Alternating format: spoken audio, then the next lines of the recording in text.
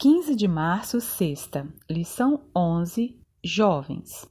Tema: a imagem da besta. Quando a igreja primitiva se corrompeu, afastando-se da simplicidade do evangelho e aceitando ritos e costumes pagãos, perdeu o espírito e o poder de Deus. E, para que pudesse governar a consciência do povo, procurou o apoio do poder secular. Disso resultou o papado, uma igreja que dirigia o poder do Estado e o empregava para favorecer os próprios interesses, especialmente na punição da heresia.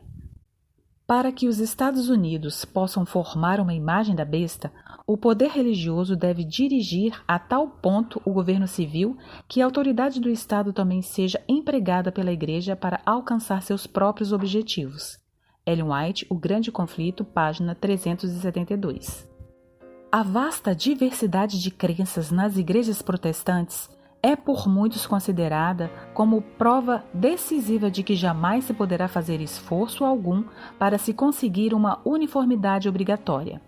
Há anos, porém, que nas igrejas protestantes vem se manifestando um poderoso e crescente sentimento em favor de uma união baseada em pontos comuns de doutrinas. Para conseguir tal união, deve-se necessariamente evitar toda discussão de assuntos que não estejam todos de acordo, independentemente de sua importância do ponto de vista bíblico. Ellen White, O Grande Conflito, página 373.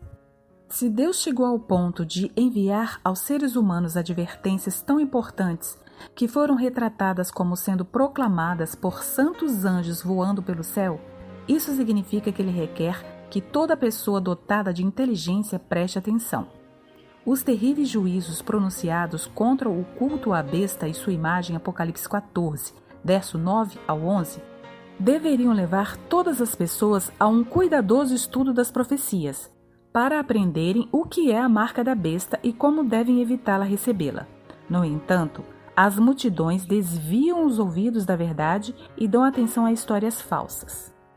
Olhando para os últimos dias, o apóstolo Paulo declarou: haverá tempo em que não suportarão a sã doutrina, 2 Timóteo 4, verso 3. Esse tempo já chegou.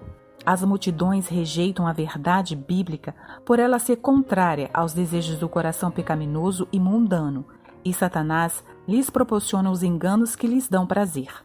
Ellen White, O Grande Conflito, página 495.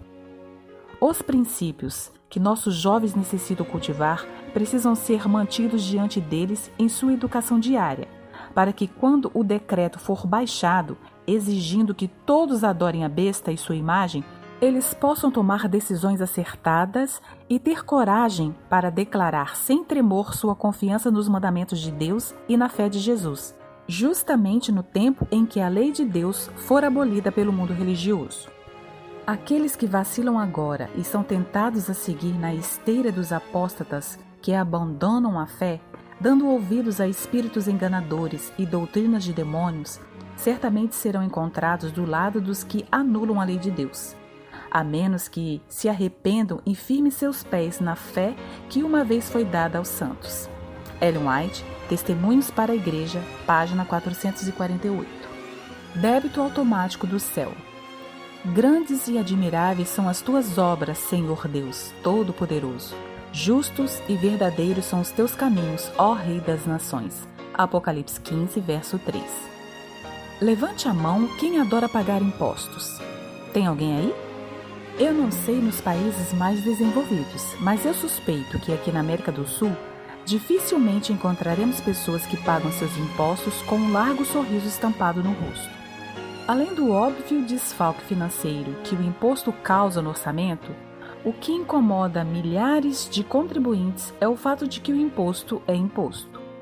Com o perdão da redundância, permita-me explicar.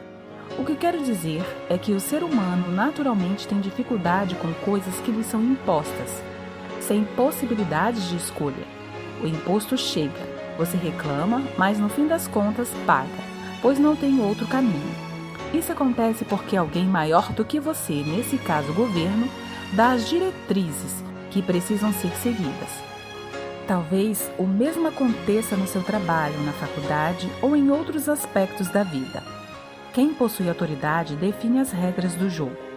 Os problemas começam ou aumentam quando essas regras conflitam com os princípios bíblicos, como, por exemplo, a adoração verdadeira. Os dois grandes poderes mencionados em Apocalipse 13 representam a união do Estado com a Igreja a fim de reclamar adoração. Esses poderes são governados por um tirano inimigo de Deus. Sim, você já ouviu falar dele. Satanás quer a todo custo receber a adoração que não lhe é devida e tem seus instrumentos para isso. No deserto, contra os mesmos argumentos diabólicos de sempre, Jesus respondeu com: está escrito. Adore o Senhor seu Deus e preste culto somente a Ele. Lucas 4, verso 8.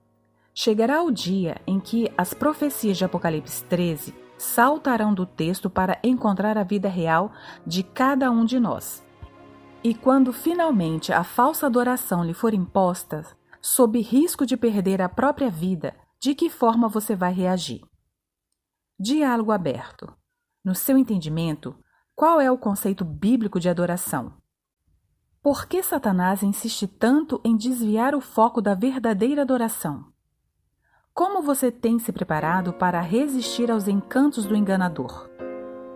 Bem, amanhã tem mais fim da lição. Bom dia e feliz sábado!